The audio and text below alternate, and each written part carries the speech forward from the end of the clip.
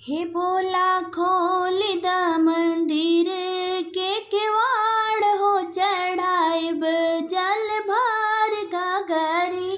हे भोला खोल द मंदिर के किवाड़ हो, चढ़ाइब जल भर गागरी।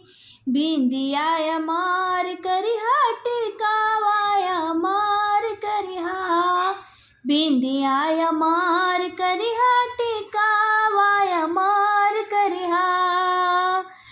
अमर करिया से नुरा हमार हो, चढ़ाइब जल भार गागरी। अमर करिया से नुरा हमार हो, चढ़ाइब जल भार गागरी। हे भोला खोल द मंदिर के किवाड़ हो, चढ़ाइब जल भार गागरी। सड़िया मार करिहा लहंगाया मार करिहा, सड़िया मार करिहा लहंगाया मार करिहा।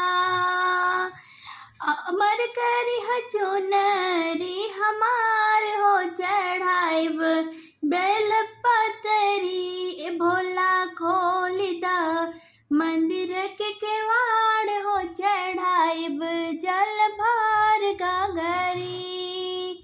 नहीं हरिया मार करिहा ससुराया मार करिहा, नहीं हरिया मार करिहा ससुराया मार करिहा।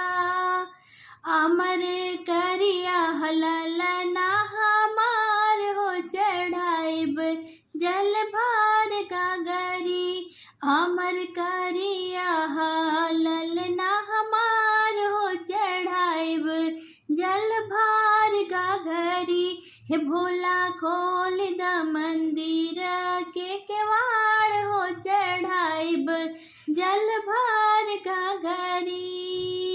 चूड़िया मार करिहा कंगनाया मार करिहा, चूड़िया मार करिहा कंगनाया मार करिहा। अमर करिया 16 सिंगार हो, चढ़ाइब दूधवा लोटा भरी के। अमर करिया 16 सिंगार हो, चढ़ाइब दूधवा लोटा में भरी के।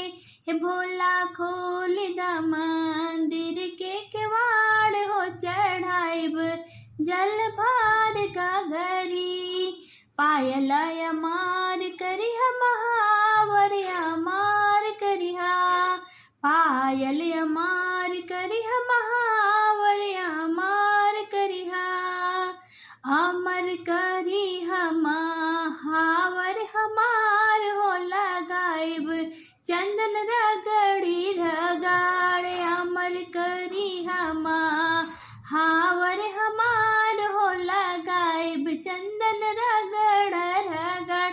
हे भोला खोल द